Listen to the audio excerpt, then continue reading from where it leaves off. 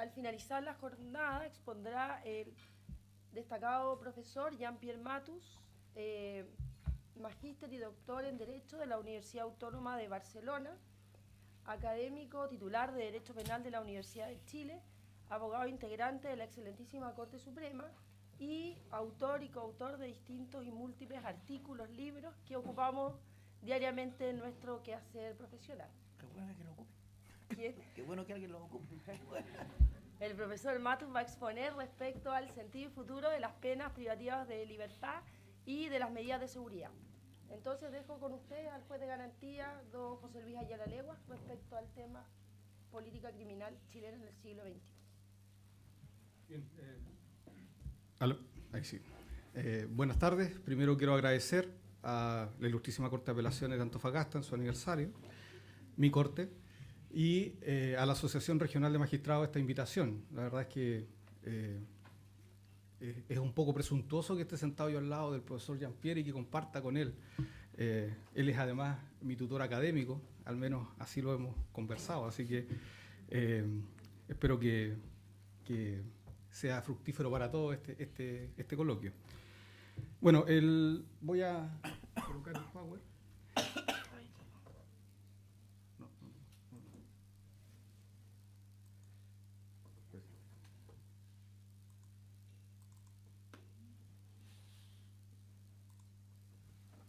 El modelo político-criminal chileno en el siglo XXI. Lo primero que traté de hacer para que nosotros vayamos comprendiendo el alcance de esta presentación es tratar de fijar un concepto de lo que conocemos como política criminal o lo que normalmente utilizamos como política criminal. La primera parte es normalmente asociada a la dogmática, fundamentalmente con los trabajos del profesor Roxin. El funcionalismo político-criminal de Roxin lo que hace, o lo que pretende hacer, es abrir un poco la teoría del delito hacia ciertas finalidades político-criminales para tratar de sustituir o reemplazar un modelo lógico-objetivo que era el de Welsel. Sin embargo, al utilizar el término política criminal junto con la dogmática en la teoría del delito, lo que estamos haciendo es estrechar el concepto de política criminal a algo demasiado cercano a lo que hacemos los penalistas dentro de la ciencia penal. Y eso, a mi juicio, efectivamente genera ciertos errores de análisis. Yo creo que el mejor concepto de política criminal es un concepto un poco más amplio, que es la política criminal entendida como una especie de las políticas públicas. Así como existe una política sanitaria, una política educacional del Estado, tiene que existir una política criminal. La mejor definición de política criminal o una comprensiva del fenómeno es la que nos otorga el profesor Jan Subirat. Nos señala que la política criminal es un conjunto de acciones o decisiones que toma la autoridad pública para resolver un conflicto que ha sido delimitado políticamente como público o como colectivo. Sobre la base de esa definición, el profesor Alberto Binder también nos entrega un concepto de política criminal como el conjunto de decisiones estatales referidos al fenómeno de la delincuencia o de la criminalidad. Y por lo tanto, más que hablar de la relación entre la política criminal y la dogmática, lo que yo les voy a exponer es el desarrollo, al menos en la forma en que se ha venido aplicando en Chile, un modelo de política criminal desde el ámbito de las políticas públicas. Uno de los principales autores que desarrolla esta descripción de modelos es el profesor Díaz Ripollés, que fue nombrado por el profesor Navarro. Y la verdad es que genera dentro del ámbito hispanoamericano una verdadera taxonomía respecto de estos modelos que es bastante ejemplificadora de lo que está ocurriendo. Hacer modelos significa buscar cierta racionalidad a la hora de la toma de decisiones políticas, ya sea una racionalidad comunicativa para que nos entendamos o una racionalidad instrumental de medio a fin, para ver si efectivamente los fines planteados tienen alguna relación o no con los medios que estamos empleando para alcanzar esos fines. Dentro de estos modelos de política criminal, el profesor Díaz Ripollés lo que hace es establecer una distinción entre un modelo tradicional, que sería el modelo político-criminal liberal, propio del Estado liberal clásico de toda la vida, frente a un nuevo modelo emergente que se ha desarrollado en el mundo, fundamentalmente en el siglo XXI, y que tiene su inicio, su antecedente en los años 80 y 90 en Estados Unidos. El profesor Díaz Ripollés lo llama modelo de seguridad ciudadana. Entonces existiría esta dicotomía entre un modelo penal liberal y un modelo penal de seguridad ciudadana. El modelo penal liberal, primero, que es el antiguo, digamos, en el que nosotros estuvimos, en el que nosotros estudiamos, tiene tres vertientes que son bien conocidas. La primera es una vertiente garantista, la segunda es una vertiente resocializadora y la tercera es una vertiente bienestarista. El modelo liberal en el ámbito garantista tiene un problema, que es que está más concentrado en la limitación del ius puniendi que en diseñar una estrategia para erradicar o disminuir la delincuencia. Y por lo tanto, nosotros, dentro del modelo garantista, cualquier estrategia sería válida en la medida que se respeten los principios que nosotros conocemos y que nos han enseñado siempre. Legalidad, lesividad, proporcionalidad, etc. Pero tiene este problema que no alcanza a dar cuenta del fenómeno total de la delincuencia o de alguna estrategia para reducirla. El segundo modelo que sí tiene esta estrategia es el modelo resocializador. Lo que pretende entonces es este modelo, que también se da en el ámbito de la política liberal, es desarrollar ciertas estrategias que permitan actuar sobre las causas de la delincuencia para que las personas que efectivamente sean capturadas, una vez que pasen por el sistema penal, puedan ser reintegradas al sistema, rehabilitadas. Este modelo, que es el modelo resocializador, también tiene un problema. ¿Cuál es el problema? Que fue fuertemente criticado en los años 70 en Estados Unidos. Fundamentalmente sobre la base de una crítica conservadora que lo que planteaba era que se estaban gastando demasiados recursos en personas que habían infringido el ordenamiento jurídico y que por lo tanto debiera existir algún otro elemento o alguna otra forma para enfrentar, alguna otra estrategia para enfrentar la delincuencia. Pero hay otra crítica, que es una crítica más progresista, que dice relación con la forma en que se estaba implementando esa rehabilitación. Una rehabilitación que excedía los límites de la condena, de la pena, una rehabilitación que incluso trataba de penetrar en las cabezas de las personas, que es la crítica que nosotros vimos en películas como La Naranja Mecánica. Entonces, sobre la base de estas críticas empieza a desarrollarse una deconstrucción del modelo resocializador y en definitiva surge el otro modelo que tenemos entre paréntesis, que es el de la seguridad ciudadana, como reacción a la crítica al modelo resocializador. El tercer modelo que sí nos queda dentro del ámbito liberal es el modelo bienestarista, que es el que se desarrolla en los estados que tienen un desarrollo de bienestar. En la actualidad estos modelos existen fundamentalmente en los países nórdicos. Hay una marcada protección social propia del estado de bienestar y una relación con la delincuencia bastante indulgente respecto del delincuente y del castigo. Lo que se sostiene en la actualidad es que la única manera que tiene para desarrollarse este modelo penal liberal clásico es sobre la base de un movimiento hacia los conceptos del estado de bienestar. ¿Por qué? Porque en los otros esquemas pareciera dominante el modelo político-criminal de seguridad ciudadana, que es el que vamos a comenzar a analizar ahora.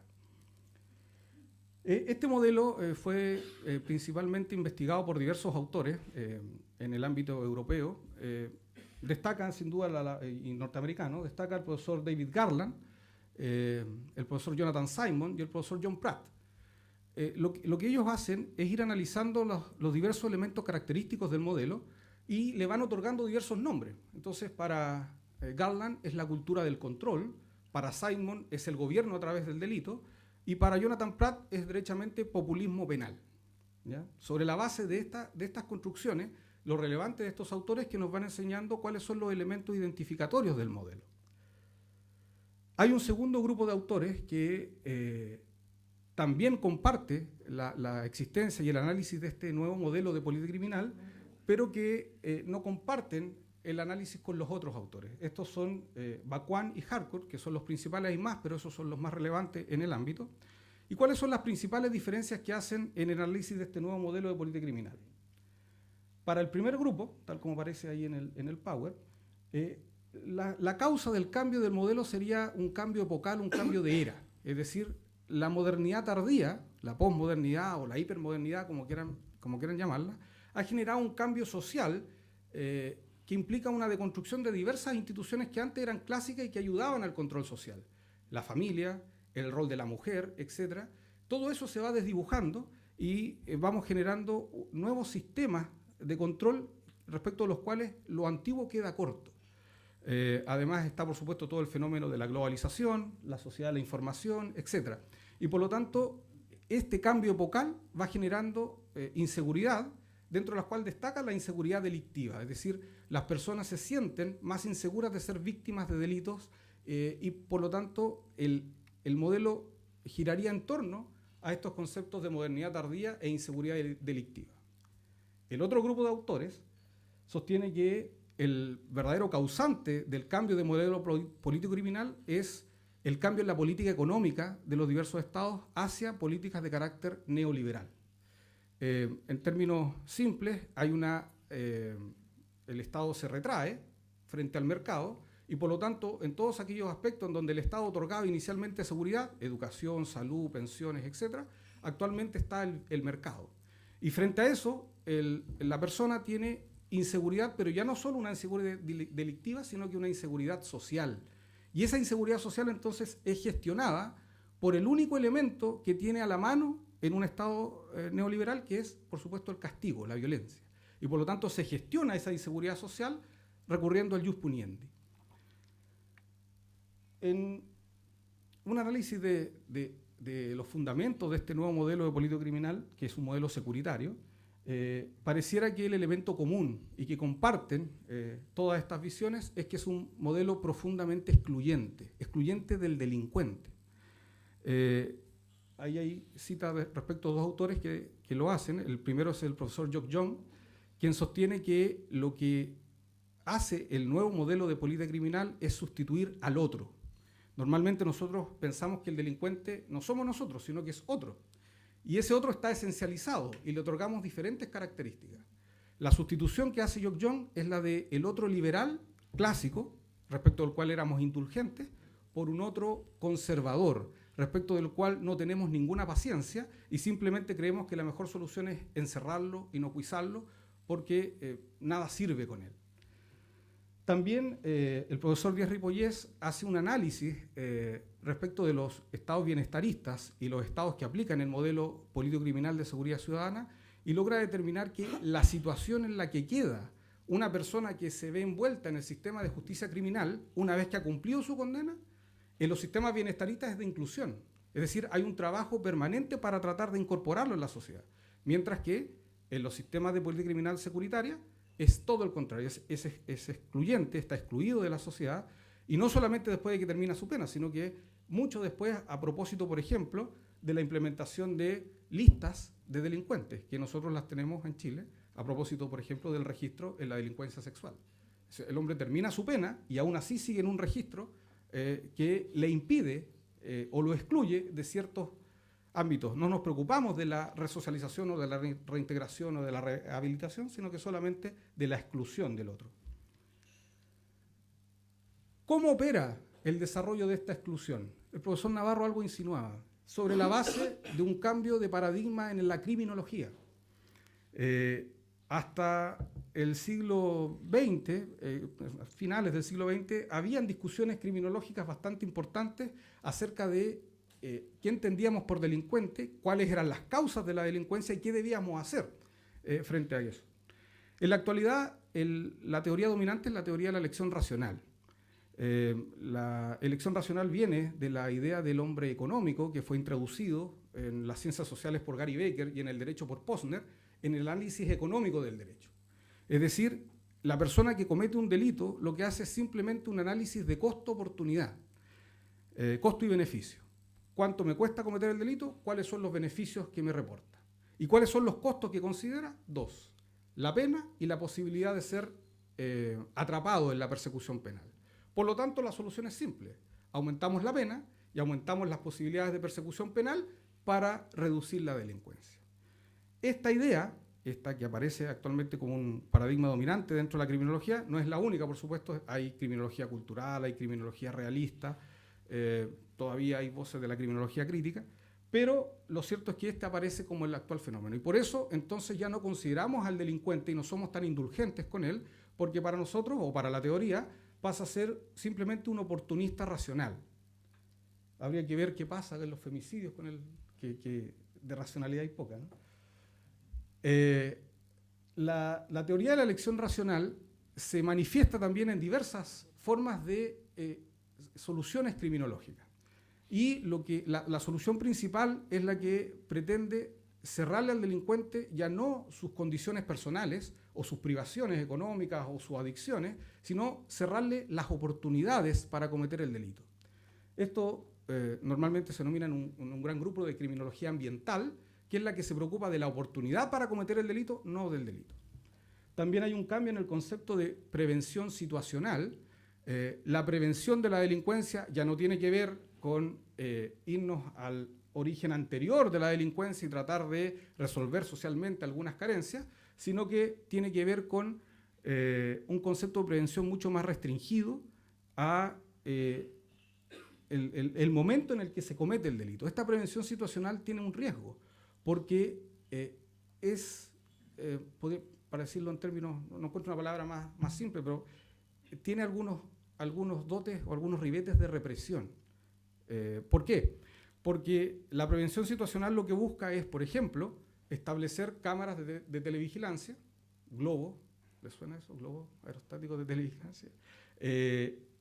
Policía en la mayor lugares en el que exista, y por lo tanto estamos, el espacio público, que antiguamente era un poco más abierto, lo estamos restringiendo, sobre la base de esta idea de reducir las oportunidades para cometer el delito. Y finalmente hay un tercer grupo dentro de la criminología, que es la criminología actuarial. Se toma esta idea de los seguros, y lo que hace es que, en definitiva, lo que hay que hacer con la delincuencia es reducir los riesgos del delito. Y por lo tanto hay que atacar ahí donde los riesgos son mayores. Y ese es el objetivo, por ejemplo, que está detrás del aumento de pena hacia los reincidentes. Básicamente se establece que la mayor cantidad de delitos es cometida por un número reducido de reincidentes. Por lo tanto, al atacar el riesgo de la reincidencia o al inocuizar estos reincidentes, entonces actuarialmente estamos teniendo buenos resultados estadísticos respecto de la delincuencia. También herramientas de criminología actuarial, tenemos el profiling, el mapping, que consistiría básicamente en establecer perfiles de delincuentes y lugares en donde se cometen los delitos. La policía debiera manejar todas esas herramientas que son básicamente diseñadas para la persecución. ¿Cuál es el riesgo de esta criminología actuarial? Que efectivamente tiene un sesgo racista, un sesgo clasista, y eso es así. El profesor Bacuán, en su libro Las cárceles de la miseria, habla de esto a propósito del control de los controles policiales, o los controles, podríamos decir algo así como, se traduce por portar una cara con ciertos rasgos o con ciertos perfiles que están previamente diseñados. Entonces, esos son algunos inconvenientes de esta mutación en el paradigma criminológico. Hecha esta sustitución criminológica, entonces, y esta descripción del delincuente, entonces estamos en condiciones de ver cuáles son los principales elementos de este modelo securitario, que es el que yo sostengo existe en todos aquellos países que no tengan algún desarrollo bienestarista o de política pública social hacia la delincuencia. Primero, el orden. Eso es normal. Uno de los primeros elementos, de las primeras nomenclaturas que se utilizaban era ley y el orden. Es el modelo de ley y el orden, el modelo de tolerancia cero, el modelo de guerra contra las drogas o guerra contra la delincuencia en general. Ese orden no es un orden cualquiera. En palabras del profesor Harcourt, es un mercado delimitado por la sanción penal.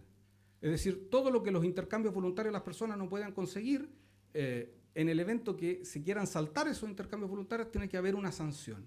Y por lo tanto hay un orden reforzado por el Estado penalmente, que por lo demás es una de las pocas partes que va quedando en donde tiene un pleno ámbito de acción.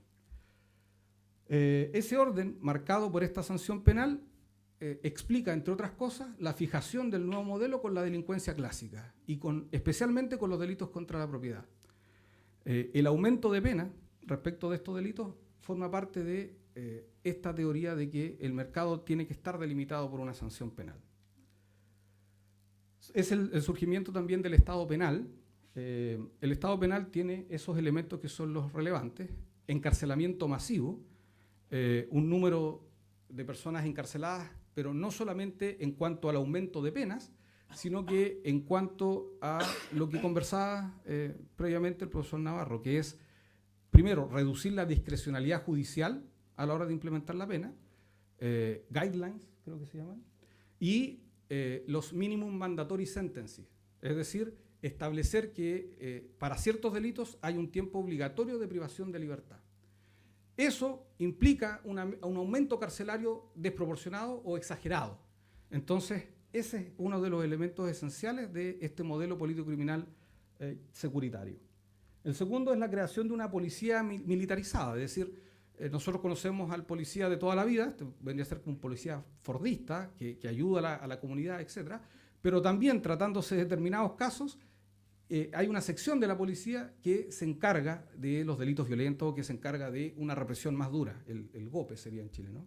Entonces, la existencia de esta policía militarizada con mayores facultades también forma parte del nuevo modelo. Y finalmente, una vigilancia masiva en los espacios públicos y la creación de guetos. En Chile, guetos verticales también los tenemos allá en Santiago, ¿no? Si nosotros analizamos hasta ahí el modelo nuevo, vendríamos a sostener que solamente hay una diferencia de intensidad entre lo que ocurría antiguamente, lo que teníamos antes, y lo que ocurre ahora. Es decir, nos fijamos siempre en la delincuencia contra la propiedad, pero ahora aumentamos un poco más las penas. Siempre hemos tenido policía, pero ahora le entregamos un poco más de armas, un poco más de atribuciones. Bueno, eso es porque no solamente hay un cambio en intensidad en la aplicación del modelo, en la intensidad del castigo, sino que también el elemento esencial, que es el elemento de la exclusión.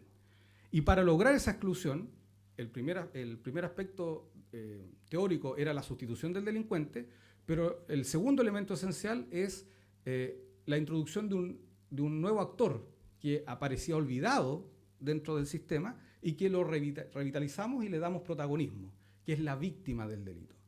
De tal manera que la gente, o en general, donde haya que imponer este modelo, haya una mayor empatía con la víctima que con el delincuente. Ley Emilia, así, existe en todos lados. En España se llama Ley Marilú, en Estados Unidos se llama Ley Megan. Entonces, el hecho de empatizar con la víctima lo que va haciendo es generar una especie de juego de suma cero en lo que todo lo que se le otorga al delincuente es en perjuicio de la víctima. Y por lo tanto, eso es uno de los elementos esenciales que generan la exclusión en el modelo.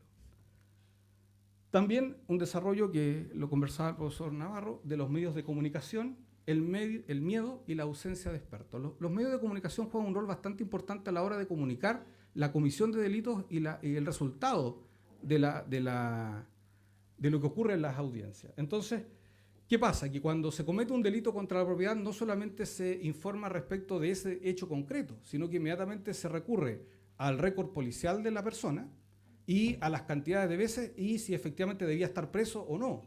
Y cuando el hecho no tiene mayor connotación social, entonces se le agrega algún elemento que sí refleje esa connotación. Por ejemplo, no informamos sobre un hurto en supermercado, sino que lo que hacemos es informar a través de los medios de comunicación de la totalidad de los hurtos en supermercados. Entonces eso implica que el hurto ya es un problema social porque no son 15.000 pesos de un chocolate, sino que son 400 millones de dólares totales de hurtos de supermercado. Entonces, esa forma de informar respecto a la delincuencia genera este componente de exclusión. Esta forma no es así en otros países. En el modelo bienestarista, la forma de informar los delitos es completamente diferente.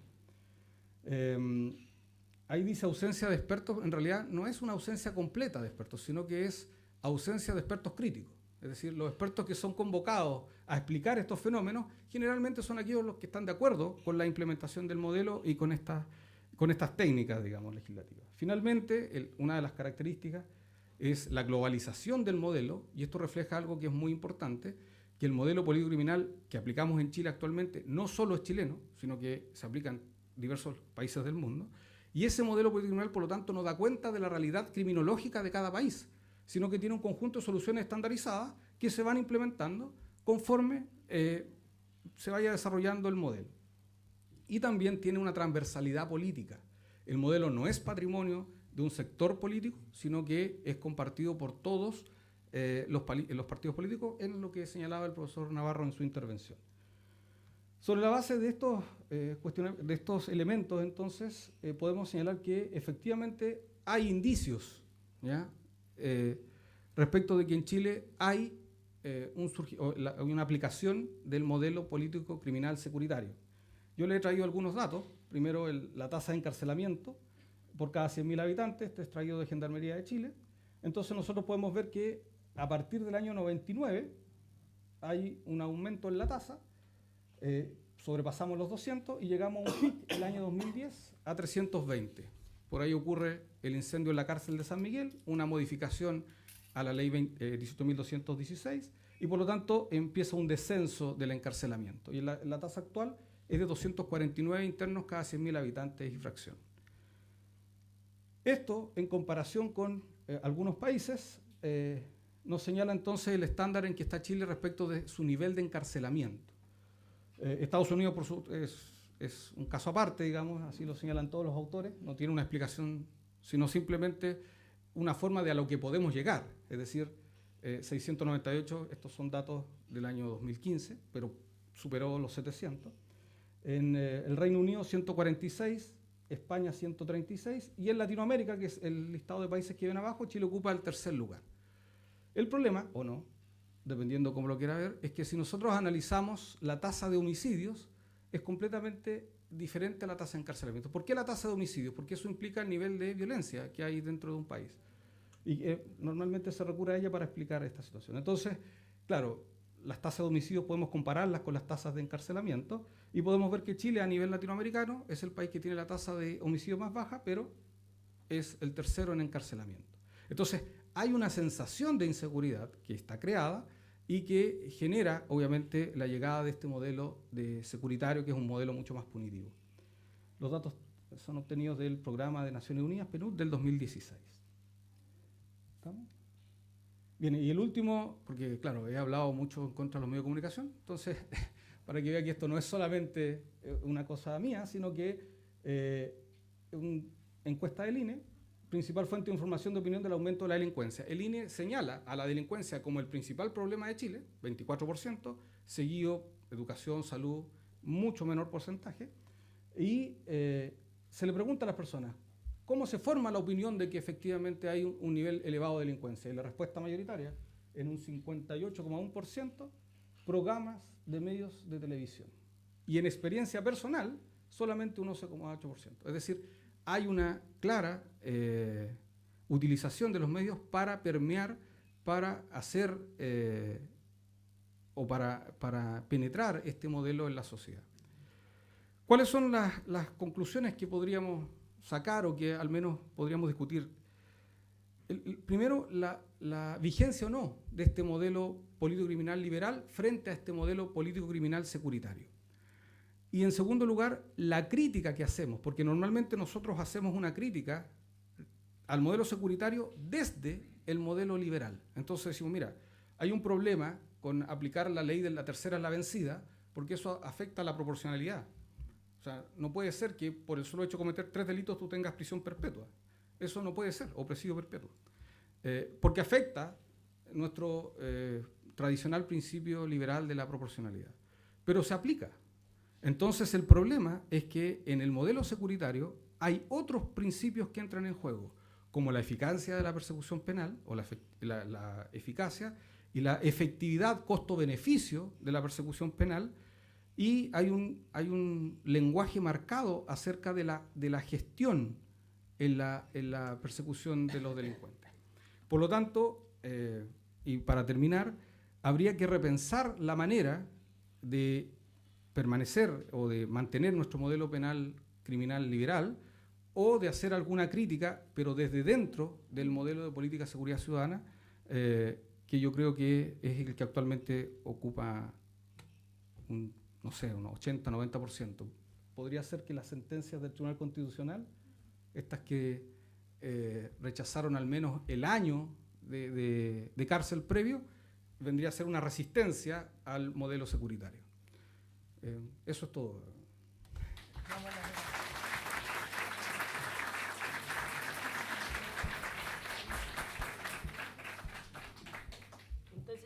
le damos las gracias al juez Ayala por su presentación y a continuación dejo con usted al profesor Jean-Pierre Matus con su tema de sentido y futuro de las penas privativas de libertad y las medidas de seguridad.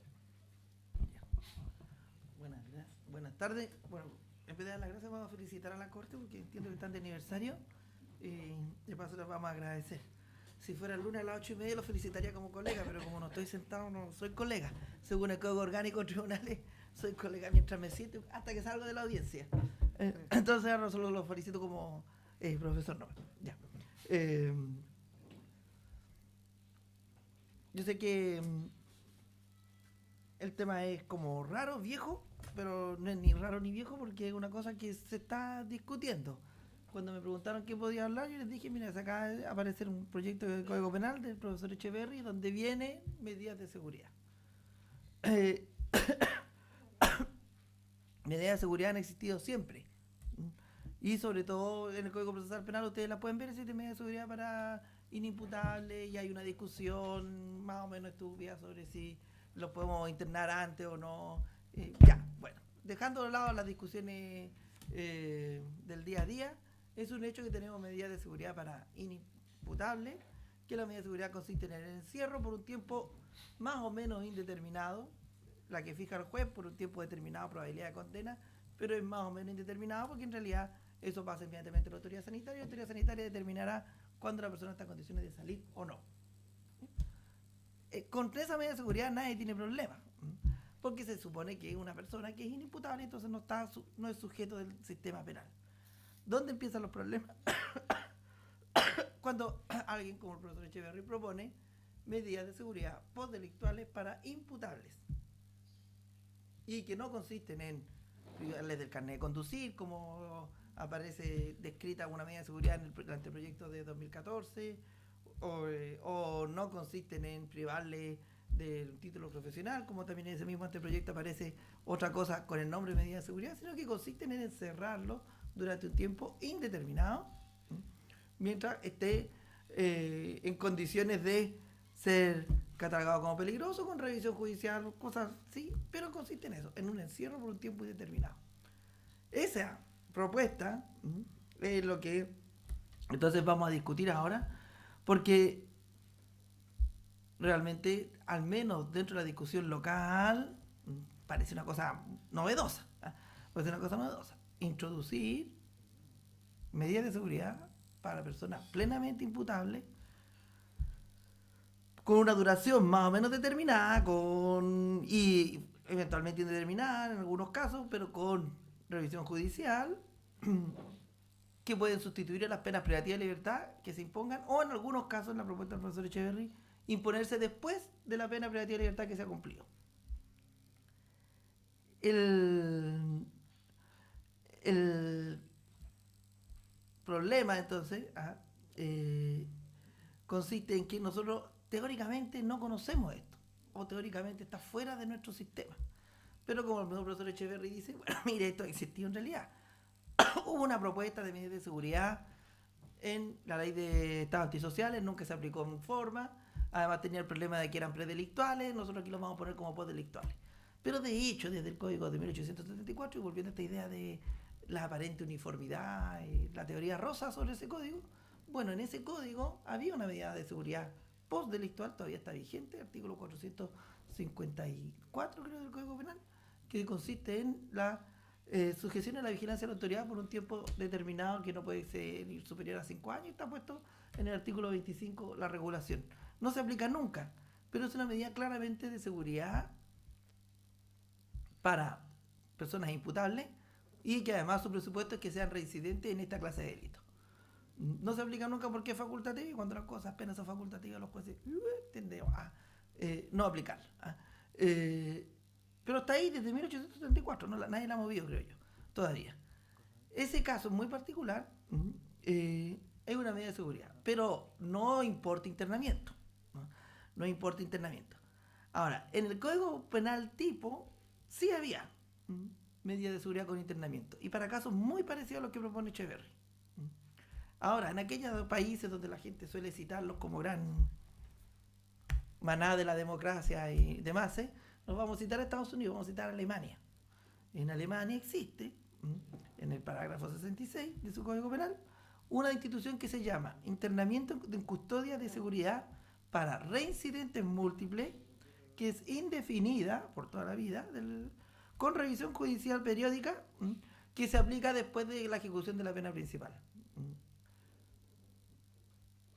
Entonces, cuando un profesor muy germanópata habla en contra de los 3 allá afuera, usted pregúntele cómo responde la doctrina, el Tribunal Constitucional alemán, frente a esta regla que está en el Código Penal alemán, que se aplica efectivamente y que tiene exactamente el mismo efecto que los 3 allá afuera.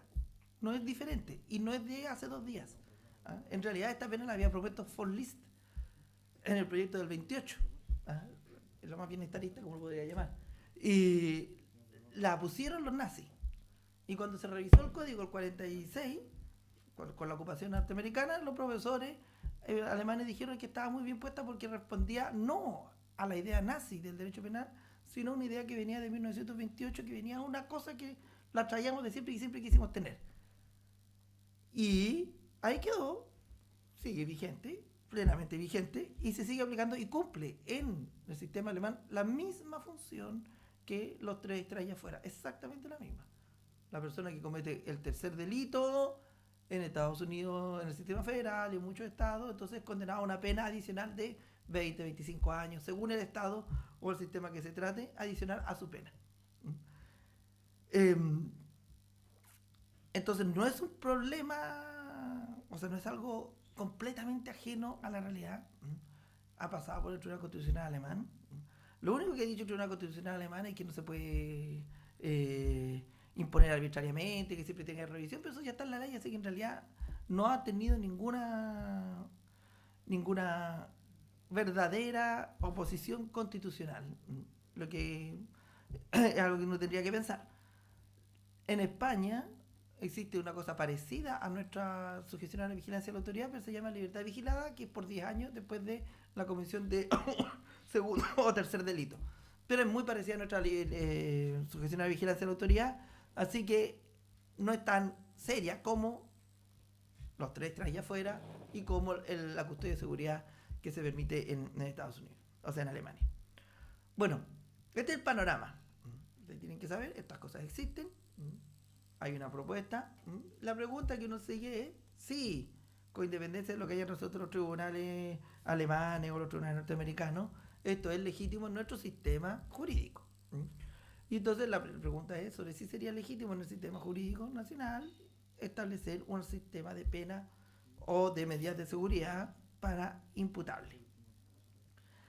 Según la mayor parte de nuestra doctrina,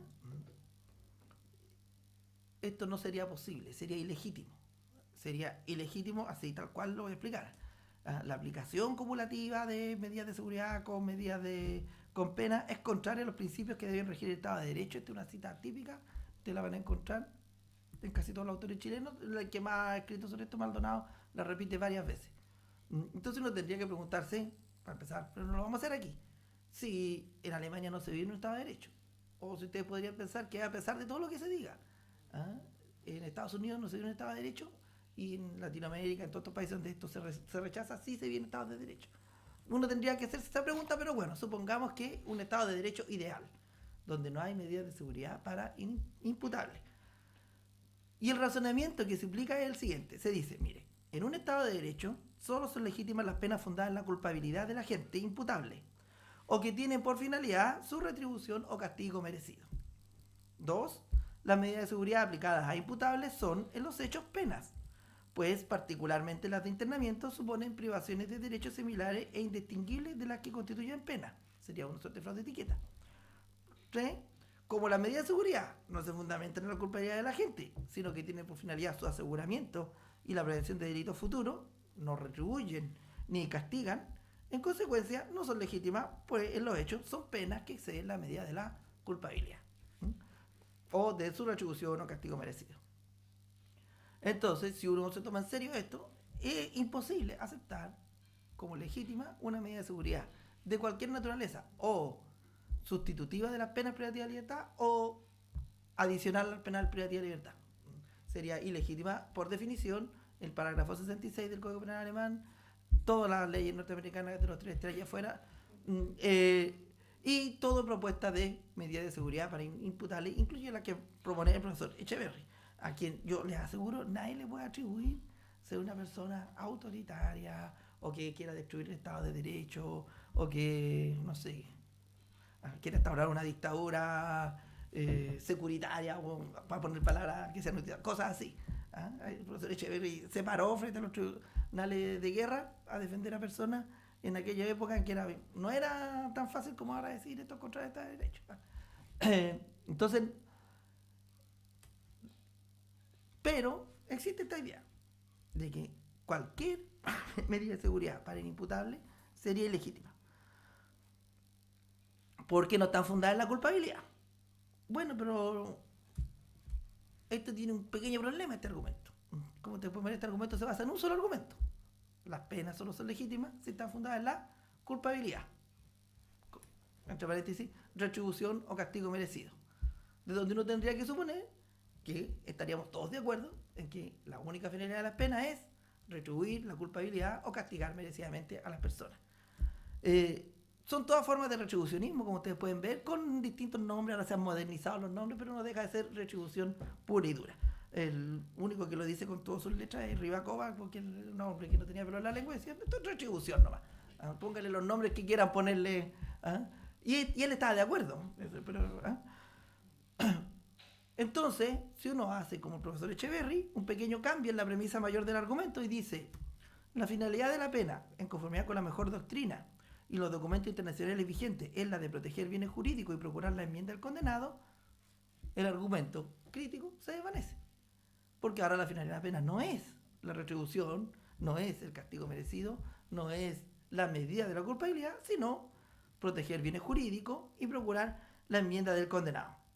Entonces, la pregunta que uno se tiene que hacer como un observador de esta discusión es, bueno, ¿qué dice un Estado de Derecho sobre esto? ¿Cómo sabemos nosotros que está conformado un Estado de Derecho?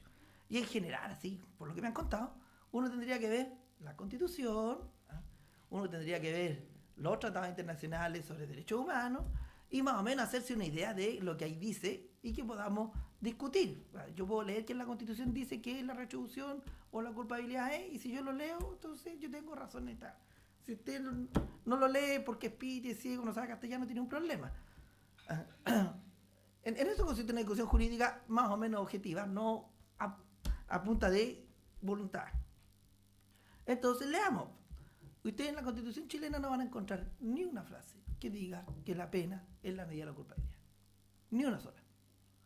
Lo más que van a encontrar es cosas como que el Estado está al servicio de la persona humana, al servicio del bien común, cosas así.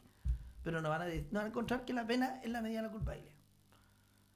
Si van a los tratados internacionales, tampoco van a encontrar eso. Es más, el artículo 10.3 del Pacto Internacional de Derecho Civil y Político, que se suele citar muchísimo, dice, el régimen penitenciario consistirá en un tratamiento cuya finalidad esencial es la reforma y la readaptación social de los penados. ¿Y dónde dice cuya finalidad es la retribución? ¿El castigo merecido? ¿El no tratamiento? Dice todo lo contrario, dice es el tratamiento cuya finalidad bueno, los tratados internacionales, el Pacto de San José de Costa Rica, artículo 5, número 6. Las penas privativas de libertad tendrán como finalidad esencial la reforma y la readaptación social de los condenados. Chota. ¿Y dónde dice la culpabilidad? Yo no lo he encontrado, puede que esté piti, pero creo que no lo dice. Objetivamente, si uno quisiera contrastar disposiciones que son las que nosotros suponemos que son las que contribuyen el Estado de Derecho en el que vivimos, un Estado constitucionalmente ordenado, en ese Estado constitucionalmente ordenado, las únicas disposiciones que se refieren a la finalidad de las penas, que son las de estos dos tratados internacionales que he citado, la entienden como tendiente o cuya finalidad es la readaptación, la resocialización, el tratamiento del condenado. No dice la retribución, no dice el justo merecimiento, no dice la pena por la culpabilidad. Porque la pena por la culpabilidad, la retribución, el justo merecimiento significa sencillamente abrimos la reja, lo entramos y cerramos. No tengo que hacer nada. Y eso no dicen los tratados internacionales y no lo dicen, yo creo que con justa razón, porque eso no es lo que nosotros queremos hacer, no es estar al servicio de la persona humana, como también parece decirlo en nuestra Constitución. Bueno, objetivamente, en esa parte tiene razón don Alfredo Echeverri. Ahora, cuando don Alfredo Echeverri dice que la mejor doctrina dice que además la pena tiene como finalidad la protección de bienes jurídicos, ahí tenemos un problema. Porque claro, muchos de nosotros pensamos eso, pero resulta que, aparte de echarse unos flores, la mejor doctrina es porque lo digo yo, porque lo hizo don Alfredo, pero no hay ninguna contrastación objetiva de que esto sea así. O podríamos decir, la mayor parte de la gente está de acuerdo en que la finalidad del derecho penal es la protección de bienes jurídicos. Pero eso no significa que sea la mejor doctrina, porque mucha gente estuvo mucho tiempo de acuerdo en que la Tierra era plana. Y parece que no era la mejor doctrina acerca sobre las características físicas de la Tierra. ¿Ah? Porque al parecer ahora la gente piensa que es redonda. No significa que el acuerdo general de los que supuestamente estudiamos esto pensemos que la finalidad del derecho penal sea la protección de bienes jurídicos, no significa que sea la mejor doctrina, significa que es la doctrina mayoritaria. Y en eso puede tener razón don Alfredo Echeverri, pero no tiene razón en que es la mejor. Lo único que es objetivo es que efectivamente los tratados internacionales dicen que las penas tienen esta finalidad. Ahora, en España es mucho más claro. En España la Constitución dice que las penas están orientadas, habla de las penas y las medidas de seguridad, y dice que están orientadas a la reeducación y reinserción social sin ninguna duda. Los penalistas españoles, con la moda de la retribución, como que se quiera ver, prevención especial, general, todas las formas de retribución moderna, positiva, todas las formas de retribución moderna tienden a decir que la Constitución está equivocada, que lo que ellos piensan es mejor que lo que dice la Constitución. Bueno, de nuevo podemos decir, la mayor parte de los autores españoles están de acuerdo en que la Constitución dice eso, pero no lo dice en el sentido que debiera decirlo, porque la finalidad de la pena no es lo que dice la Constitución, sino lo que ellos dicen. Bueno, una opinión de mucha gente que no tiene respaldo constitucional. Y a uno le podrá gustar o no, pero eso es así. ¿Qué significa esto? En términos cortos y precisos, que en un Estado constitucionalmente ordenado como el que nosotros vivimos, que se rige por la Constitución, por los tratados internacionales de derechos humanos, es una finalidad legítima de las penas y medidas de seguridad la reinserción social, la readecuación, los tratamientos con esas finalidades. Como dijo Roberto, puede que esté equivocado esto, ¿cierto? Puede que esté equivocado los tratados. Y que hagamos campaña política para decir que el mundo sería mejor si fuera diferente. Puede ser. Pero mientras no lo sea, no lo es. Y ese sería un mundo ideal diferente, y ese mundo ideal diferente no es el que es ahora en el mundo constitucionalmente ordenado. Y como en muchas de nuestras discusiones que hemos tenido con Roberto Navarro, en el derecho hay una regla básica esencial, que es la regla de los libros de los comerciantes, que es la regla probatoria maravillosa. Si yo quiero hacer valer mi obligación con otro comerciante pidiendo la exhibición de su libro, estoy obligado a soportar lo que en ese libro diga en contra mío. ¿Te recuerdas esa regla? Entonces, si yo quiero decir que un Estado constitucional es un Estado de Derecho porque está constitucionalmente ordenado, estoy obligado a aceptar lo que diga la Constitución y los tratados. Porque si no, en realidad no estoy diciendo eso. Estoy diciendo que lo que yo creo por Estado de Derecho es lo que a mí se me antoja, o lo que a un grupo de nosotros se nos antoja. Y no estoy dispuesta a pasar una prueba objetiva. Si estamos dispuestos a pasar una prueba objetiva, bueno, la prueba objetiva dice eso. Puede que esté equivocado, pero yo creo que no. Lo he buscado varias veces, pero yo creo que no estoy equivocado en eso. Que objetivamente ustedes lo pueden refutar. O sea, si estoy equivocado, alguno de ustedes puede ir a buscar. No, si en alguna parte de la Constitución, los tratados, de alguna parte dice que es la culpabilidad de la medida de la pena, si lo encuentran me hacen ver, entonces yo digo, sí, está equivocado. Porque he sido un científico. Si yo digo que la luna es cuadrada y resulta que me echan una foto que es redonda, tendré que decir que es redonda si soy científico. Si soy ideólogo, tendré que decir, mire, me importa un comino su foto. Yo creo que la luna es redonda y más le pese que sea cuadrada. O que es cuadrada y más le pese si es redonda, problema de la luna. Yo creo que la luna es cuadrada y se acabó la cuestión. Eso no es ciencia, eso es pura especulación subjetiva. Entonces, si uno quiere hacer ciencia, bueno, alléguese a las pruebas. Bueno, tiene razón don Alfredo Echeverri. Las penas y las medidas de seguridad son admisibles, son legítimas constitucionalmente y son legítimas siempre y cuando cumplan un fin legítimo. El fin legítimo es la resocialización y la adaptación del condenado a la vida en sociedad. De ahí que uno puede decir cosas como las penas perpetuas son ilegítimas. ¿Por qué son ilegítimas las penas perpetuas? Porque no tienden a la resocialización. O sea, niegan la resocialización de enfrentón.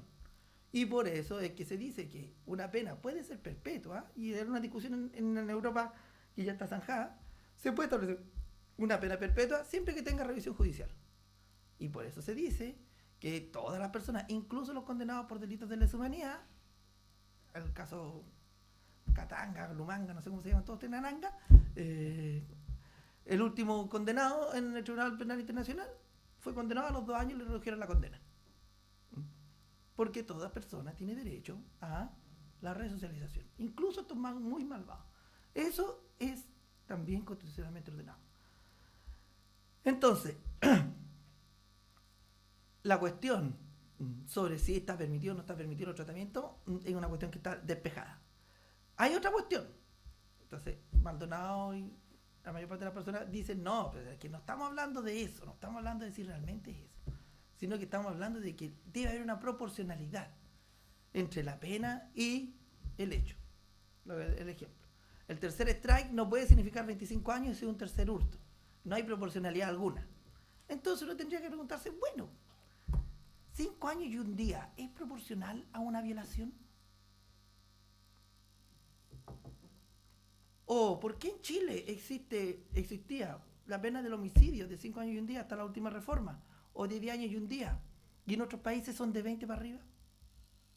¿O por qué en Chile algunas penas se sustituyen y en otros países esas penas no se sustituyen? ¿Existe la medida de la culpabilidad? ¿Eso es algo que nosotros podamos detectar? ¿Tenemos el culpabilómetro? La gente antes se quejaba mucho de los positivistas y decían, ¿dónde está el peligrosómetro para medir la peligrosidad de las personas? No existe el peligrosómetro. Bueno, preguntémonos, ¿dónde está el culpabilómetro? Y ustedes van a darse cuenta que terriblemente no existe. No existe. Claro, que hay una idea general de proporcionalidad, que unas cosas no las vamos a castigar más o menos. Pero don Alfredo Echeverri en su proyecto dice, sí, efectivamente eso existe, pero yo, por ejemplo, no estoy proponiendo medidas de seguridad al primer hurto. Estoy proponiendo una seguridad para una persona para la cual nosotros sabemos positivamente que el internamiento o el mal tratamiento que le hagamos normal no produce efecto. Nosotros queremos ayudar a esa persona, queremos ayudar a la sociedad, queremos que esa persona no vuelva a cometer delitos, queremos que la sociedad esté protegida de sus bienes jurídicos. Entonces esa persona que ha demostrado que estar internada 1 año, 2 años, 3 años no le sirve de nada, bueno, internémosla hasta que se resocialice. Eso es lo que él propone. Y entonces ese argumento de que existe la culpabilidad realmente es falso. Incluso esto es falso lógicamente. Es falso. Que la pena tiene que ser la medida de la culpabilidad, aunque tuviéramos el culpabilómetro. Porque ahí se ocupa la culpabilidad en 2 sentidos. Nosotros sabemos que la responsabilidad penal, y eso lo dice el profesor Echeverri, también tiene que estar basada en ciertas condiciones. Por ejemplo, cuando se trata de imputable, en el hecho de que la persona sea precisamente imputable. Esa condición es una condición que posibilita la imposición de la pena. Pero del hecho de decir, fulanito es mayor de 18 años, no está loco, demente, debe ser condenado a 20 años de prisión. No hay ninguna regla lógica que permita estos saltos. Ninguna. Y esto es puramente lógica formal. No hay ninguna regla lógica que permita decir que por el hecho de que una persona sea mayor de una edad determinada, no tenga una cierta enfermedades, sea merecedor de una cantidad de años de prisión. No hay regla lógica. Entre medio hay una regla que dice, si esa persona además ha realizado tal y tal hecho, la pena será de tanto. Pero también podría decir, si esa persona ha realizado tal y tal hecho, la pena será de tanto otro. O en vez de una pena, le vamos a poner una medida de seguridad de tanto tiempo.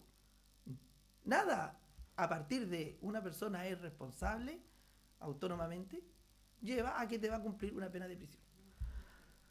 Así que, en ese sentido, también ese argumento no es de recibo. Tenemos otro problema con las penas. Y ahora vamos a las penas de verdad. Si nosotros decimos entonces, como dice el profesor Echeverry, que las medidas de seguridad serían legítimas, porque cumplen con una finalidad constitucionalmente reconocida, y porque si además cumplen con esa finalidad constitucionalmente reconocida, ponemos unas limitaciones que ya vamos a ver cuáles son. Si hacemos eso, entonces lo podemos hacer legalmente. La pregunta que hay, ¿qué son las penas? ¿Qué diferenciamos esto de una pena? ¿Se acuerdan lo que le acabo de decir?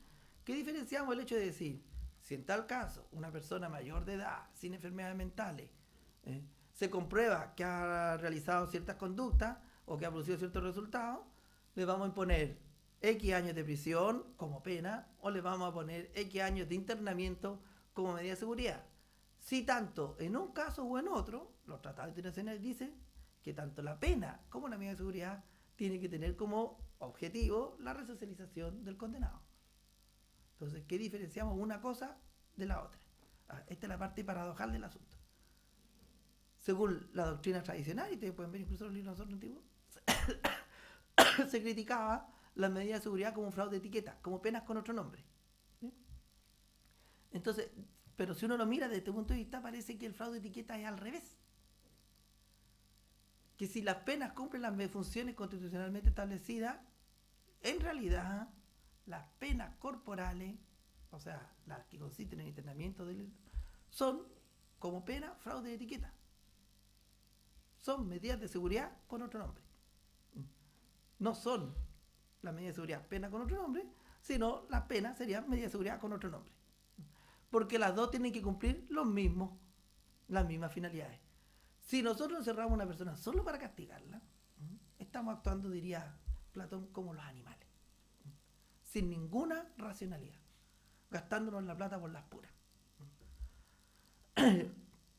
En cambio, si nosotros encerramos a una persona por alguna finalidad, ofrecerle un tratamiento, ofrecerle una educación para el trabajo, ofrecerle una oportunidad vital, entonces ya no lo estamos tratando como los animales, ya no somos animales, sino que ahora somos personas tratando de cumplir con la finalidad general de promover el bien común.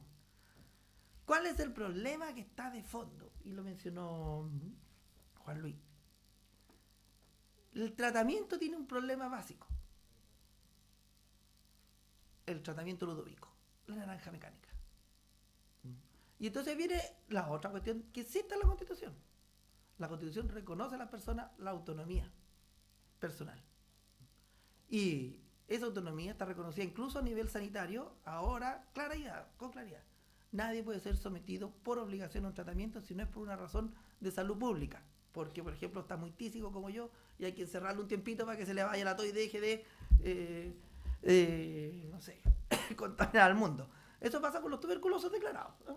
La tísica van a ir a encerrar un tiempo hasta que deje de tal y cual. Solo en esos casos se admite constitucionalmente un tratamiento forzado. Pero si uno se quiere morir, la Constitución y la ley sanitaria vigente impiden que se imponga un tratamiento de sobrevivencia artificial, con toda claridad.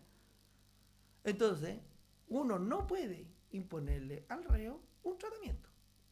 O sea, constitucionalmente, la exigencia consiste no en imponer un tratamiento, sino en ofrecer un tratamiento. ¿Qué es la sutil diferencia?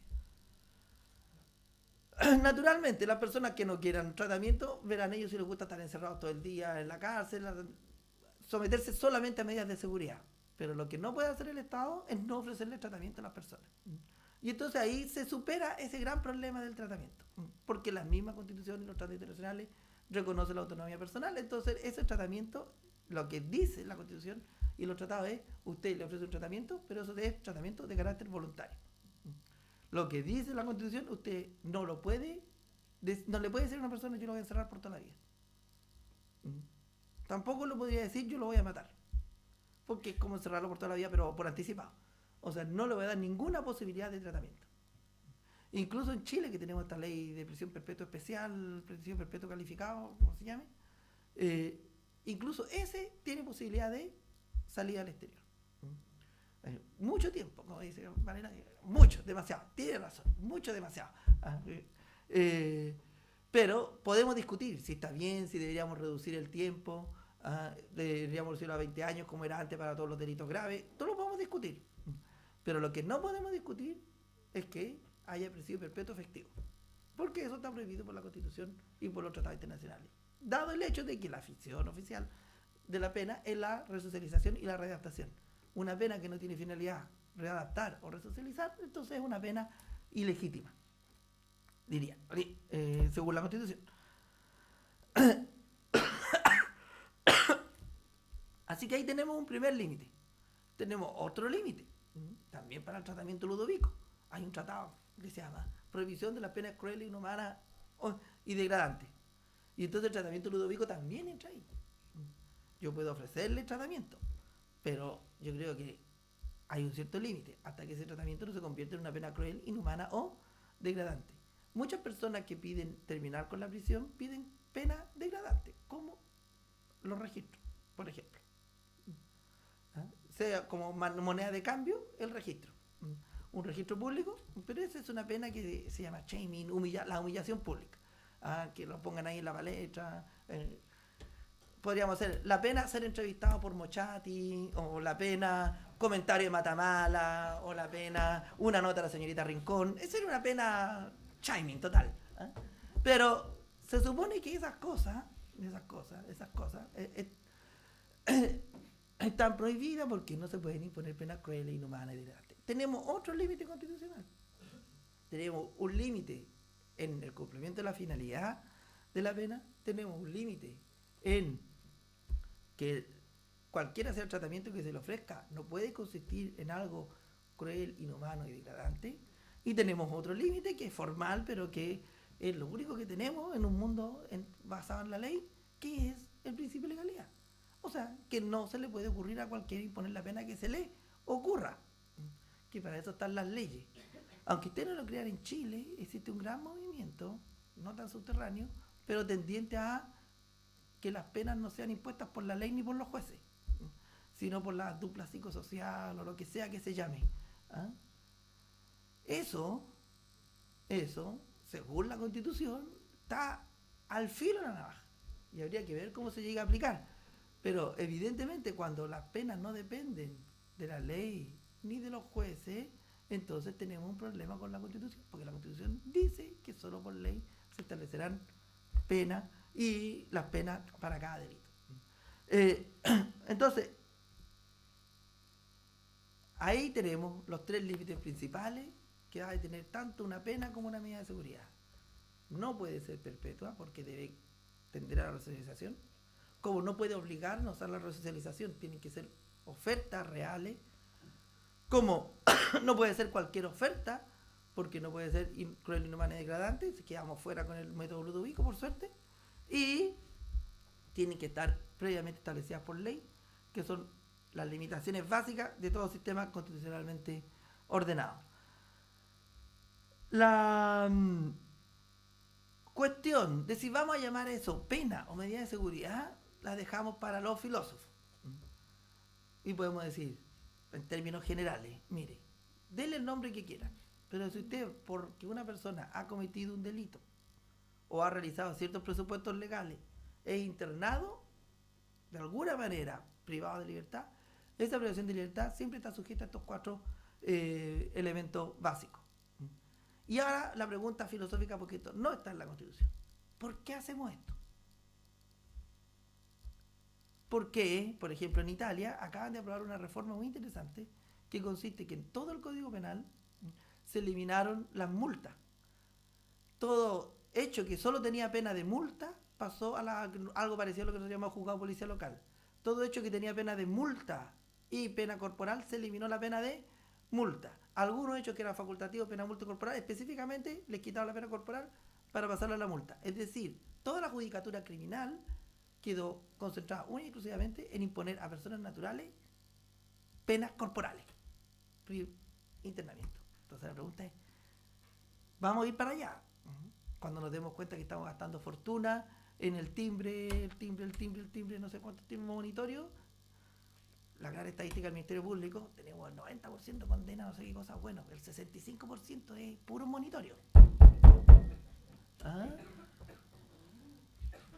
¿O no? Ya. Entonces, como no nos vemos nosotros entre gitanos, ya. Entonces, cuando nos demos cuenta que los jueces del crimen no están para estar... Bueno, no lo hacen, pues están los funcionarios que hacen los timbres, después ya nadie sabe lo que pasa. Ni siquiera es con timbre, ahora es clic, clic, clic, clic. Bueno, o procedimientos masivos. ¡Pi! Ponemos la huella. Ya. Dejando de lado ese pequeño detalle, nos vamos a enfrentar de una pregunta filosófica. ¿Por qué encerramos a la gente? ¿Por qué el sistema penal puede terminar en algo como en Italia? ¿Por qué encerramos a la gente? Ya, esto no tiene, ahora es pura subjetividad mía, esto no tiene ningún respaldo objetivo. La pregunta filosófica. Y yo creo que la pregunta filosófica también permite entender por qué se parecen tanto en un sistema constitucionalmente ordenado, por qué estamos llegando a esta simbiosis entre pena y medida de seguridad. La pregunta filosófica.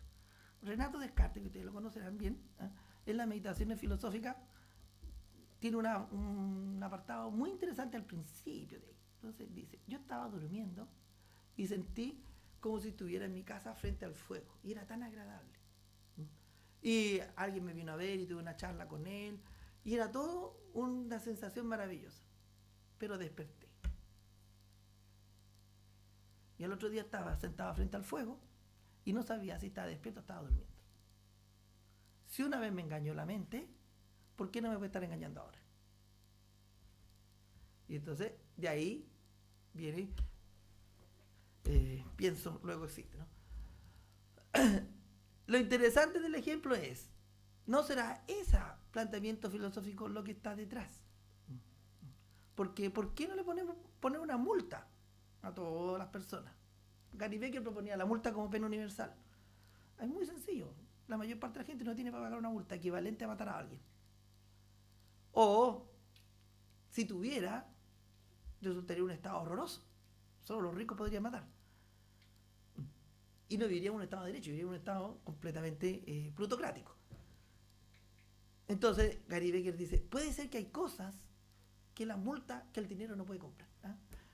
Mastercard para unas cosas, para otras cosas, cárcel. Entonces se pregunta, ¿por qué cárcel para esas otras cosas? Y sigue la misma pregunta dando vuelta. Si uno se toma en serio lo que dice el tío Renato, podría pensar, mire, puede ser que lo que está detrás, ¿por qué ciertos hechos? Porque si ustedes se fijan, los civilistas modernos también hablan de la tipicidad, de las obligaciones, y el mismo rollo penalístico, y los laboralistas y tal y cual. ¿Por qué ciertos hechos nos llevan a que la reiteración de esos hechos sea de alguna manera más grave para nosotros que otras? Permitimos que la gente no pague sus obligaciones y si no las puede pagar, las embargamos y las ejecutamos. Aplicamos la fuerza. Pero si no tiene bienes, ¿qué ejecutar? Buscamos el timbre y damos la deuda por castigada, que es lo que hacen los bancos. Pero no lo vamos a meter preso al deudor. Antiguamente, cuando la economía estaba naciendo y no había tanta dinero circulando, sí se metía preso al deudor. De hecho, ¿te acuerdas cómo empiezan obligaciones? La cuestión de la obligación, todo ese cuento que le vendían los profesores. Ya. No se parecerá a la obligación, a la pena de muerte, al azote, a la flagelación, al desmembramiento y a la prisión moderna. No tendrán algo parecido, porque todo el tiempo hemos llamado a estas cosas derecho penal. Bueno, esa es la pregunta filosófica que responde Descartes. Todas estas cosas se parecen en algo. Si una persona va con la marca en la frente, o en la cara, o entraba en una población con la mano cortada, le decía directamente a la gente, yo soy ladrón, no se acerquen a mí. Era una medida de seguridad. Si una persona era colgada, para que no siguiera haciendo revuelta, inmediatamente nos asegurábamos de que no va a hacer más revuelta. Nadie, ¿cómo se diría?, estaría haciendo esas cosas solamente porque hizo algo, sino para evitar algo en el futuro, la reiteración de algo que no se podía pagar con dinero. Era algo que el dinero no puede comprar. Cuando empezó a revalorizarse la sexualidad y la autonomía individual en la sexualidad, entonces las penas que había para los delitos de carácter sexual empezaron a parecer pequeñas.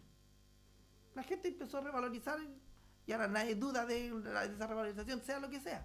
Pero a la gente le parece que son pequeñas las penas porque piensan que quizá una pequeña pena, en ciertos casos, pueda volver a aumentar la reincidencia. Y eso es lo que se trata de evitar. Así que es probable que todas estas cosas cumplan objetivamente, y de nuevo, ahora salimos de la filosofía, cumplan objetivamente una cosa que es comprobable. Lo voy a decir así. A mí puede que me guste o no me guste la pena de muerte, ¿cierto? A mí no me gusta la pena de muerte. Yo sé que es una cosa, una aberración, una brutalidad fuera de todo normalidad. Lo que no puedo decir es que la pena de muerte no asegura al que lo mataron. Yo puedo decir, no me gusta la pena de muerte, pero es seguro que esa persona no va a seguir siendo una revoltosa. ¿O sí? No, es seguro que no es revoltosa. Yo puedo decir, a mí no me gusta la marca en la frente de las personas. Pero si hay una persona marcada y esa marca significa soy un ladrón, es seguro que todo el mundo sabe que soy un ladrón. A mí no me gusta, pero eso es así. Es un hecho objetivo. También es un hecho objetivo que si yo encierro a una persona, al menos fuera de ese lugar donde está encerrado, la persona no va a cometer delito. Y eso se parece muchísimo al decapitamiento, a la horca, a la marca de fuego. Y quizás esa es la razón de fondo que no puede que no nos guste, pero parece ser lo que está detrás, que hace que nuestras sociedades todavía encierren personas. Es muy terrible decirlo, pero uno se tiene que preguntar después de todo, ¿ah? Porque si fuera por la medida de la culpabilidad, perdóname, pero, yo también tendría que encerrar al que no paga sus deudas, porque es autónomo, ¿ah? ¿Y por qué no va encerrado si no cumplió con su obligación moral de pagar sus deudas? No. No puede ser solamente por eso. Y entonces parece ser que lo que está detrás es efectivamente esta terrible realidad.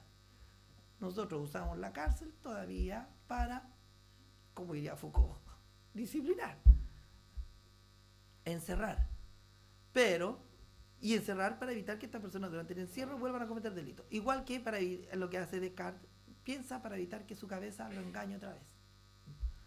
Y puede ser muy irracional, o sea, muy animal, muy de acá atrás, pero no le veo ninguna otra explicación, porque no tiene una explicación racional. Cuando, por ejemplo, el profesor Jacob dice, la finalidad de la pena es mantener la vigencia del ordenamiento jurídico. Entonces uno diría, bueno, ¿y no queremos que los trabajadores les paguen los sueldos? Yo quiero que les paguen nuestros sueldos, ¿no? Ustedes querrán. Para mantener la vigencia del derecho laboral, ¿deberíamos encerrar a todos los empresarios que no pagan el sueldo al día? ¿Cuál es la diferencia?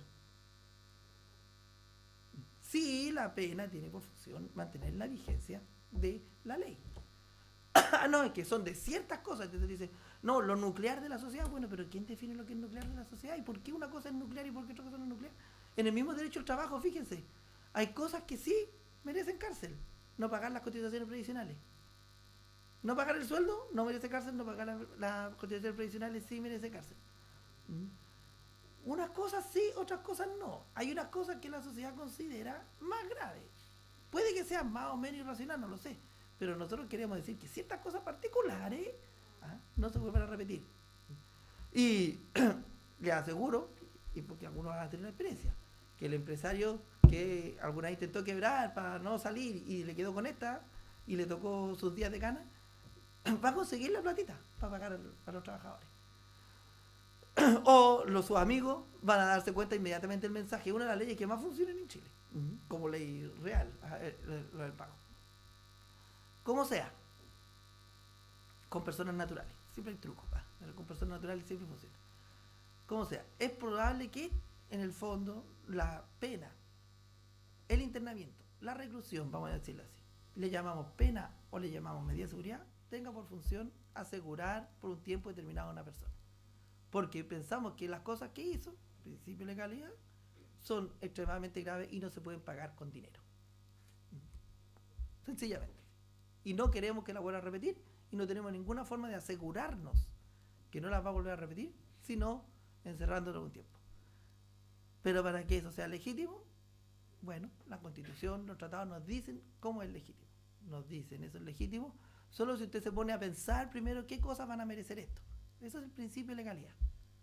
Solo si usted le fija un tiempo determinado, solo si usted le ofrece un tratamiento real, solo si usted no hace del encierro una pena cruel, inhumana y degradante. Incluso en países tan alocados como los Estados Unidos, el Tribunal Supremo Federal ha ordenado, por ejemplo, el Estado de California, donde hay una sobrepoblación, a liberar presos sin más trámite, porque no han podido establecer condiciones sanitarias mínimas. Se mueren de tuberculosis, ya no quede los pinchen ahí aparte de las cosas, sino que se mueren de tuberculosis, enfermedades que la gente no debiera morirse hoy en día, y los ha obligado. El Tribunal de Estrasburgo obligó a Italia a liberar a ciertos presos porque en la cárcel donde estaban no tenían más de 2,5 metros cuadrados por preso, no tenían acceso a luz solar por más de 6 horas. Y entonces digo, si usted quiere tener esa cárcel, no puede tener preso en esa cárcel. O usted cambia la cárcel o saca a los presos, una de las dos. Y como no podían cambiar la cárcel, tuvieron que ir a los presos. En eso consiste realmente, según entiendo yo, la medida del internamiento con bases constitucionales. Denle el nombre que quieran darle. Pena, medida de seguridad, tiene que tener, basado en el principio de legalidad, tanto en los hechos que lo merecen, eso es lo que hace don Alfredo, tanto en su medida, no pueden ser perpetuas, no pueden consistir en un tratamiento cruel, inhumano y degradante, para empezar. Y eso sería todo. Muchas gracias.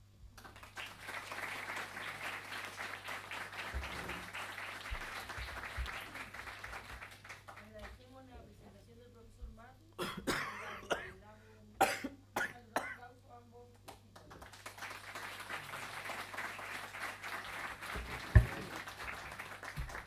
Hacemos ahora una nueva ronda de preguntas o comentarios.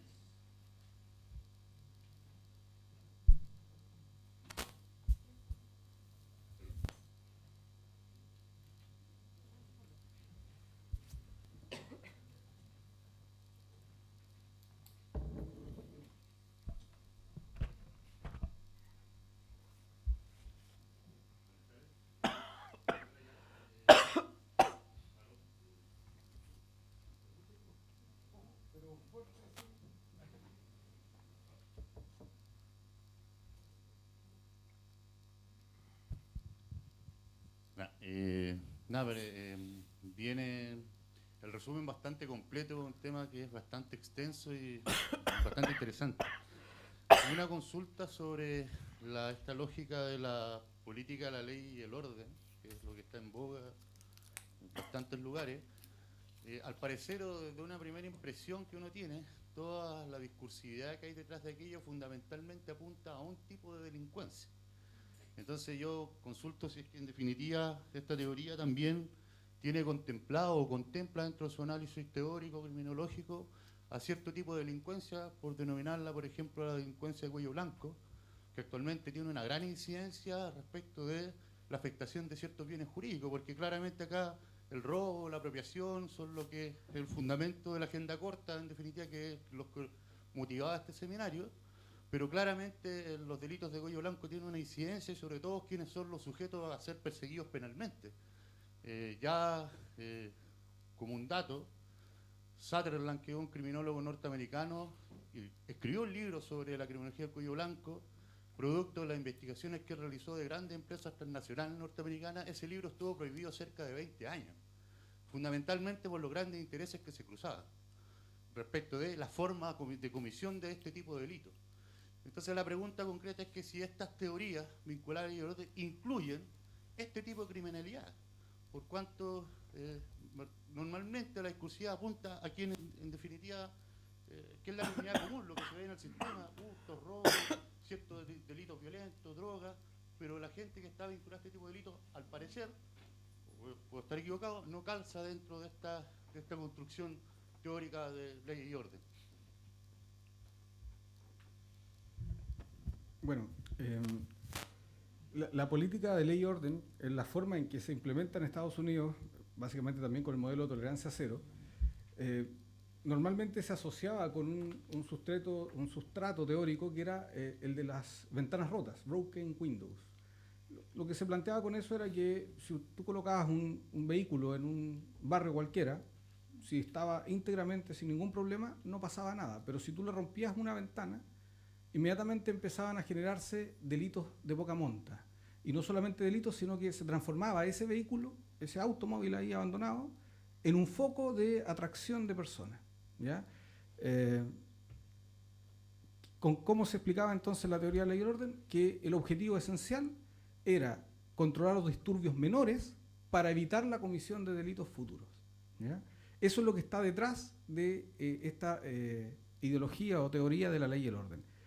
Bueno, los autores rápidamente esta teoría de las ventanas rotas fue desestimada y, en definitiva, siguiendo a Bacquán, una crítica, pero que ahora la hacen en el otro libro importante, que es Castigar a los pobres, Castigar a los pobres, dice expresamente que, en definitiva, lo que hacía la policía no era un castigo sobre los disturbios menores a propósito de esto, sino que lo que ha hecho siempre es exactamente un mismo procedimiento que él denomina breaking balls, que se utiliza en el béisbol, que es molestar a la persona para que se vaya.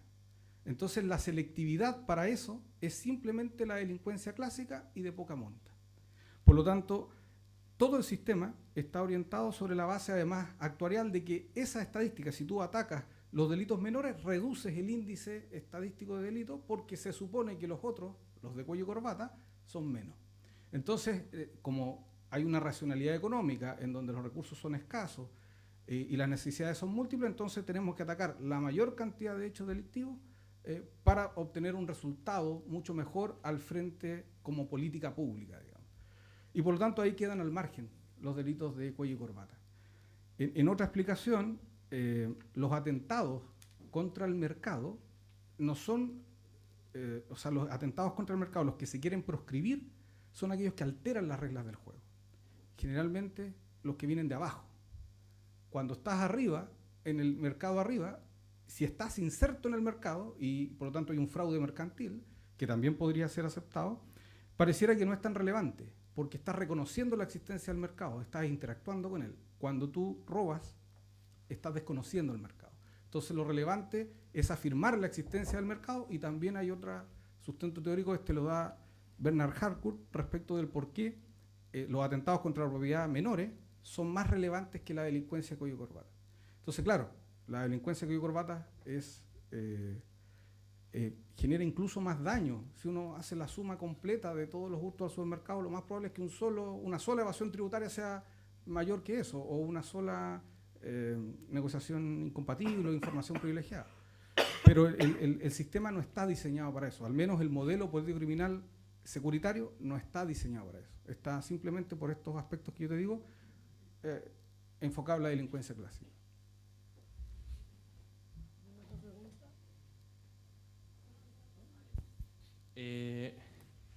Hola, una pregunta para el profesor Matus. Hay una... A ver, si he seguido bien el hilo de la argumentación, la pena sería las penas serían en general medidas de seguridad, o podrían ser medidas de seguridad. Y al mismo tiempo las medidas de seguridad tendrían estos 4 límites. Y yo estoy en general sustancialmente de acuerdo, pero la pregunta es la siguiente: si las penas son a la larga medidas de seguridad y por lo tanto son tratamientos, ¿qué hacemos con la primera condición? Esto es que no pueden ser impuestas sino con la voluntad o con la aquiescencia del criminal o del delincuente.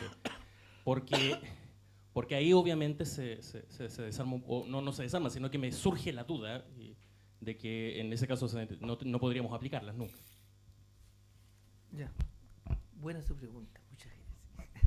Bueno, si estamos de acuerdo en que son los límites que existen, que están constitucionalmente ordenados y que no se puede hacer de otra manera, bueno, la función, ahí viene la pregunta filosófica horrorosa. ¿Qué hace la pena realmente? Asegura por un tiempo a la persona dentro de un recinto. Entonces, si la obligación del Estado es ofrecerle tratamiento. No puede todos los tratamientos del mundo porque esa cosa no existe, todas las ofertas de trabajo, pero la obligación es ofrecerle tratamiento, ofertas de trabajo, ofertas de educación y tal. Si la persona no lo quiere hacer, entonces queda encerrado con la mayor dignidad posible, encerrado sin estar sujeto a crueldades, inhumanidades ni degradación. Pero ese es el efecto, por eso quizás no fui muy claro, pero al final del día lo terrible es esto. En todas las sociedades en las que yo conozco, incluyendo la nuestra, existe este sistema de encerrar a personas en ciertos casos determinados.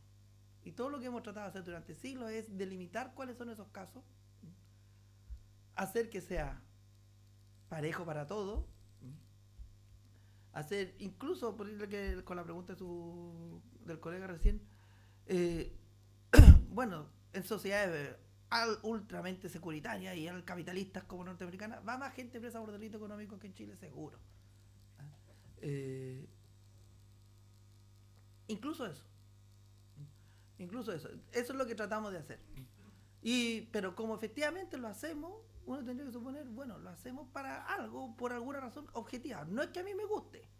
Digo yo, mire, la pregunta es, la persona que está presa en la cárcel de Antofagasta porque mató a su señora, no es que no vaya a volver a matar a su señora, la típica tontera que dice la gente, ¿no? Entonces ya no podría matar de nuestra señora, jajaja, tendríamos que liberarlo. No, mire, lo que se trata es que suponemos que si no la encerramos durante un tiempo es muy probable que vuelva a matar a otra persona. Ya lo hizo una vez, lo puede hacer otra vez. Me vi soñando frente al fuego, conversando con un amigo. Si me engañó una vez, me puede engañar de nuevo. Si mató una vez, puede matar de nuevo. Y no es casual que en la mayor parte de los países los hechos más graves, según la consideración social, vayan teniendo más pena, más tiempo, tan igual. Y tampoco es casual porque hay una cuestión física. Las personas, existe una curva que se llama la curva de la edad de la delincuencia, que es un hecho de la naturaleza. Por regla general, la mayor parte de la gente comienza a cometer delitos, comienza a cometer delitos entre los 15 y 16 años, a la salida del régimen escolar, para ponerlo así, esa es la regla, y termina de cometerlo, o su mayor cantidad de delitos termina de cometer alrededor de los 60 años, cuando pierde la fuerza. ¿Por qué así? Es la naturaleza. Entonces, lo que hacen los sistemas penales es tratar de, en ese periodo de vida de las personas, si no les puede ofrecer una forma de volverlas a la sociedad racionalmente, de educarlas, darle la oportunidad que no tuvo, haber logrado el caso terrible del chacal de Nahuel Toro, que sería un ejemplo típico de la irracionalidad de la pena porque sí, de la pena a la medida de la culpabilidad. La medida de la culpabilidad de la muerte, listo. Entonces, de la violación lo violamos. Del deuda le sacamos un pedazo como Shylock, lo paga con carne, no sé, tonterías de esas. Pero ese es un caso que le demuestra la irracionalidad del castigo por el castigo. Pero también está la situación en que nosotros nos hemos autolimitado y decimos que no vamos a aplicar el método Ludovico, ya sabemos esa experiencia. En esos casos, lo único que queda es que el Estado ofrezca un encierro con dignidad, con la seguridad personal mínima, los tratamientos médicos indispensables, etcétera, los límites que ya están más o menos establecidos por el Tribunal de Estrasburgo o por la Corte Suprema norteamericana.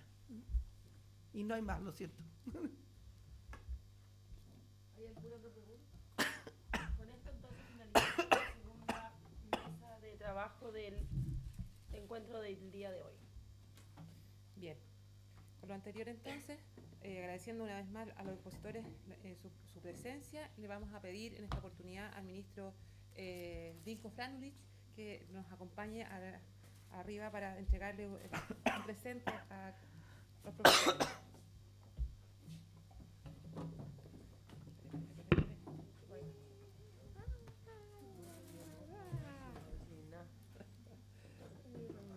Señor Matus, por su...